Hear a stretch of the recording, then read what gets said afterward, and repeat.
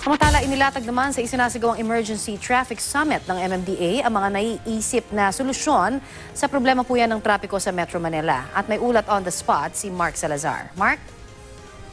Connie, kasi ang sabi nila, nasa 11th hour na raw tayo. Ika nga ni dating Metro Manila Governor Joey Lina, ora de peligro na ang inaabot na problema ng traffic sa Metro Manila.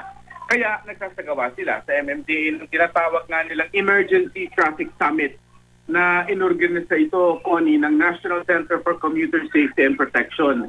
Sabi ni Ginang Elvira Medina, yung pangulo ng NCCSP, kailangan daw talaga ay umupo lahat ng stakeholders, ika nga yung may mga kinalamang sektor sa problema na ito at sabay-sabay na mag-isip. Paglatag ng solusyon na irerekomenda sa gobyerno.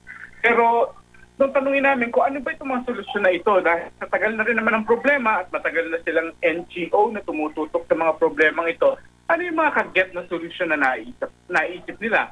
At marami silang binabanggit ay hindi na rin naman nabago sa ating pandinig, Connie, tulad ng strict enforcement down ng rules at komprehensibong no-contact apprehension.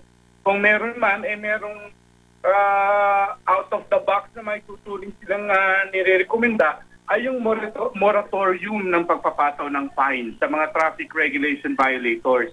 Imbis na pagbayarin ng mga nagmamadali, kaya naman daw lumalabag sa batas trapiko, lalo daw abalahin na lang para madala.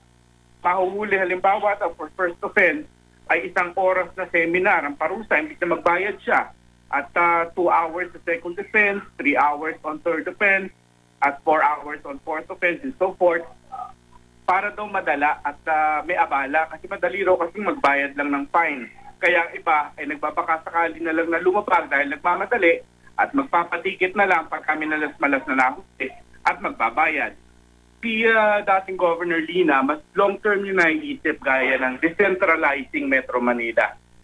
Una niyang naiisip, lahat ng government agencies na lahat ay dito nakabase sa Metro Manila ang headquarters ay dalhin daw, halimbawa sa Quezon Province o sa Pampanga para mabawasan ang mga taong kailangan lumuwas sa Maynila pag may transaksyon sa iba't ibang government agency.